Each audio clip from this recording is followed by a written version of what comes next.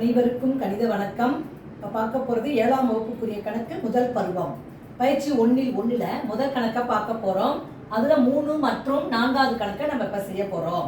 கோடிட்ட இடங்களை நிரப்புக. 3வது கணக்கு என்ன கொடுத்துருக்காங்க பாருங்க, -52 + -52. இந்த கணக்கை பொறுத்த வரைக்கும் எளிதாக நம்ம போட்டுடலாம். ஒரே குறியீடாக இருந்தால் அப்படியே கூட்டி அந்த குறியீடை இட வேண்டும். இப்ப 52ஐயும் 52ஐயும் கூட்டினால் என்ன கிடைச்சிரும்? 104. என்ன குறியீடு இருக்கு? மைனஸ். அப்ப இந்த கணக்குக்குரிய விடை -104. அடுத்த கணக்கு பாருங்க, டேஸ், அதாவது இந்த இடம் கண்டுபிடிக்க போறோம். +-22 = 0.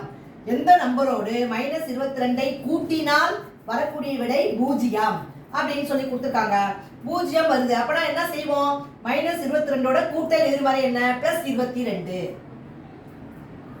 போட்டோம்னா என்ன வந்துரும்? +22 -22 = 0. இப்படியே சொல்லி கொடுக்கலாம். இல்ல இன்னும் ஈஸியாக பார்க்கணும்னா இந்த நம்பர் நமக்கு தெரியாது. அப்ப 0ஓட இந்த -22 அந்த பக்கம் கொண்டு போறோம். அப்ப கொண்டு போறப்ப என்ன வந்துரும்? +22.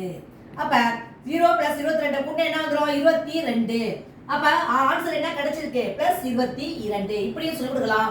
அல்லது இதோட கூட்டல் எதிர்மறையை போட்டு நம்ம கூட்டினால் வரக்கூடிய விடை ஒரே எண்ணாக இருக்கும் பொழுது 0. புரிஞ்சுங்களா?